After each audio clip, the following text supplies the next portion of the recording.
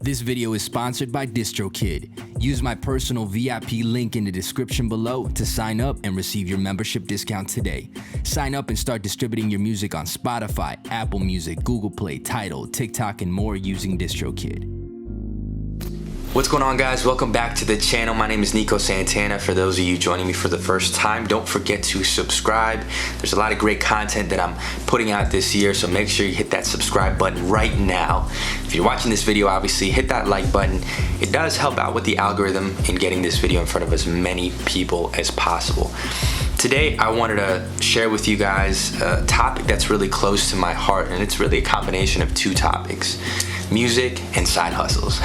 For about 12 years now, I've been recording my own music. I've had a chance to perform in front of crowds of up to 600,000 people in Panama City. I've been across the country. I've gone to Canada. I've gone to Brazil. I've gone to different places sharing my music with people.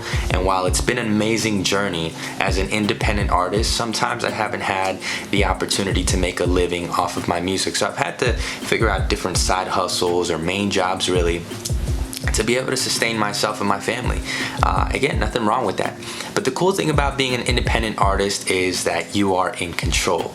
So you get a chance to figure out different avenues of the music business that pertain to you and your place in life, and you get to adapt them. One of those things is distribution.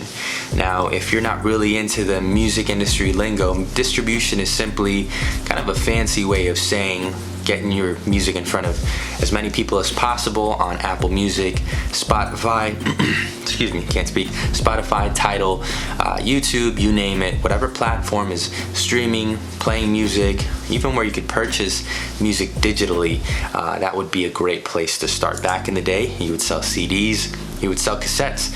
Now it's made it so, now technology has made it so easy for you to get your music in front of people. And of course, with a little bit of marketing, you can definitely get your music in front of as many people as possible, which is great. So I started making music when I was about 16. All I really needed at the time was a microphone from Walmart that I picked up. I think it was like 10, 15 bucks at the time. And I ended up finding a MP3 mixing program that allowed me to record my voice and stack it on top of an instrumental. So back in the day, you could download instrumentals for free. It wasn't that big of a deal. And I would just work on writing my music and performing it in front of a microphone. Eventually, when I was 18, I upgraded to home studio similar to what you see here today. So I'm gonna put a link in the description below of everything that you need to get started, including my preferred choice in distribution, and I'll get to that in just a second. But again, eventually I ended up upgrading. I got what's called a condenser mic. I got a interface, which at the time I think I bought like an M-Box 2. It was a user interface which allowed me to plug my condenser microphone, which was pretty standard, I guess. It wasn't too expensive, but it was enough to actually get me up to that next level as a condenser microphone. And I would plug it into my user or USB interface, which would then hook right up to my desktop at the time. I used to work on Pro Tools, and I was a Windows user at the time, so it kind of worked out then. Now, when you purchase a Mac or a MacBook, your preferred device, I guess, it comes with GarageBand, and you can buy Logic Pro X. So that's what I'm working on now. But the cool thing about GarageBand, it's got so many different tools, and you have the ability to do way more than I had back in my day when I started with the MP3 mixer. So that's kind of the cool thing about being able to dive into the music scene in today's world versus 12 years ago when I first started. So you have your nice setup, you have speakers like mine, and again, I'll put links in the description below where you can get all this stuff. You don't have to. You can actually start with a very small setup, a very I would say rudimentary or basic setup, but just get started. That's the most important thing. And then once you get into the habit of recording your voice, finding your sound, and in some cases really finding yourself, finding your brand, your image, on more of a marketing tip, if you will, then you're ready to put your music out there online for people to hear. Your friends, family, your friends at school, college, high school, whatever it is. it's really cool to be able to show people that, hey, I'm on Apple Music, I'm on Spotify, I'm on Google Play, you know. Nowadays, it's super easy to be able to do that. And before, I've used different platforms and they were actually pretty expensive. So for somebody who wasn't making money off their music when I was about 18, this platform would have definitely helped me out a whole lot. It would have motivated me to produce more music, get it out in front of people, and definitely start earning some residual income, which again, for me, side hustles have been a saving grace in times of economic downturns like the ones that we're facing right now. In certain times where I had, you know, either job losses or I was in between jobs. Maybe I was home for the summer between, you know, my college semesters, and I didn't really want to get a part-time job, or I didn't have the opportunity to do that. So I started working on my music. This is a great opportunity for you to get started today to not only record, but distribute your music and start earning money from it, which is amazing. So my preferred platform is DistroKid, and I'm just gonna go ahead and plug them in here. They've been gracious enough to reach out to me. I've been using them for a couple of years now, but they wanted me to basically just give you a little bit of information on why I love it, why I use that platform, and how you can get started today with a discount code. And this discount code is specific to me, so if you use it, you'll get a 7% off your membership plan.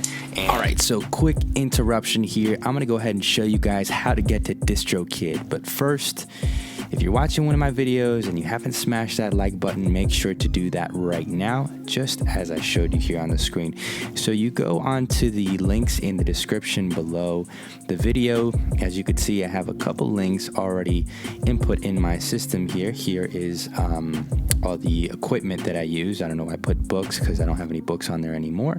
MacBook, the TLM 103, etc., so on and so forth. Now, the cool thing is I've had this link available for you guys for quite a while, but the link in the description below for me is specific to my account, which is kind of cool. So you go ahead and click that link. Now it's going to send you to DistroKid. All right. So the cool thing is you guys receive a 7% off your first year's membership, which is awesome. Who doesn't like to save money? You can go ahead and sign up here. coolfan@gmail.com. Awesome. Maybe make your password. Awesome. So on and so forth. And you click that sign up button. You've signed up. You already have your account. You've selected your plan for the year. You've saved that 7% for the year's membership. You can go ahead and click on upload. Typically it goes and defaults to my music, but if you're starting out, obviously you don't have any music on there. So you're going to go ahead and want to upload new music. So you click upload and it brings you to this page. Now, as you can see, you have all of these outlets. It says over 150 smaller outlets plus the main ones that you see here. It would, man, if I was in your shoes 10 years ago, I would have taken advantage of this so much. Honestly, I was putting out so much music and it would have been great to be able to distribute to all of these channels. Now it's just with a click of a couple buttons and uploading your music. So as you're scrolling here, you can upload singles, 2, 3, etc., so on and so forth, up to 35 songs. It looks like it gives you, it'll tell you if you previously released this. Now this is cool because if you've used a different service before, if you say yes, you can go ahead and click when you released it. And in some cases, it'll allow you to upload what's called, I believe it's called a UPC code, if I'm not mistaken. I could be completely wrong. I don't want to misspeak, but at any rate, it'll link the data from that prior release to this new one, so you still get to carry all of the data that was associated with that single, album, EP, so on and so forth. In my case, I've already linked my accounts on Apple Music, so it will associate any songs that I upload to my account on Apple Music. Same thing with Spotify. I can click the release date as early as tomorrow, and they typically recommend or that request that you put in for at least a week in advance. And this will really help you out in your chances of getting selected to one of Spotify's curated playlists. If you upload it, within 2 or 3 weeks notice, you have your Spotify account and as an artist, and you submit your single to them for potential placement on a Spotify playlist. I've had that happen to me once before. Unfortunately, I messed some things around. I took down the single. When I re-uploaded it, it wasn't added back to the playlist, so I didn't know any better, but now I know. Record label, you can put whatever you want. Right now I'm holding it down as Legacy Music Group. That might change. You can have people pre-order your song on iTunes, Google Play, and Amazon. That used to be pretty important back in the day. Now, not so much, but it's still a great option to have available for your fans. Here you'll select your primary genre, secondary genre, your title. You want to go ahead and upload your file. Make sure it's in one of these approved formats. You'll let them know, hey, I wrote this song, or maybe it's a cover song. And you go ahead and let them know, hey, it's a cover song, and they'll give you an option to purchase a license for that. I'll also give you the option of putting in your name as the music and lyrics composer or songwriter, really. If you have any explicit lyrics, you'll go ahead and put that in there. Again, a couple other options here as well. And the cool thing is you get to price your own music. So you can make it as cheap as $69. $69.69, I wish, right? And $1.29. You can click through all of these here if you'd like, otherwise don't. Some of these, keep in mind, are upsells, where they will charge you for some of these items, like YouTube Money, where it collects your revenue from YouTube. Store Maximizer continuously adds your music to any new streaming services or stores. Shazam and iPhone Siri, it's pretty cool. Make it easy for people to identify the single if they hear it playing on radio or TV, etc., etc. And leave a legacy, one-time fee, non-recurring. This song will never be deleted due to a lapsed DistroKid membership. You go ahead and click all of these options, and once you're done, you're done. So you go ahead and click done. So if you're wanting to get started, DistroKid is relatively inexpensive. It's very easy to use. In some cases, they've uploaded my music and had it available in about 24 hours. DistroKid has been really, really awesome about distributing my music when I've wanted it to, scheduling releases, and making certain things very seamless. I've been able to set up a Spotify verified account. I was able to tailor my Apple Music profile pretty early on, and when most independent artists didn't really have that opportunity, DistroKid gave me that opportunity. I've uploaded countless amount of songs on there, and the cool thing is they have another thing called royalty share, where it's very much resembling how the music industry works, where if you, for example, if you collaborate with another artist, you should be able to get a cut of their song. So in certain instances where I've worked with either a group or perhaps myself and a producer, they can actually arrange for that recording to give me a certain percentage of the revenue that's coming for them. And I've done the same thing with other producers where maybe I wasn't able to pay for their fee up front, and I've been able to kind of work out a deal with them where they could get 50% of the revenue from my song, and it's worked wonders. So I highly recommend you look into DistroKid for distribution. Definitely when you're starting out, for sure, give it a try. Again, there's a discount code in the link in the description below.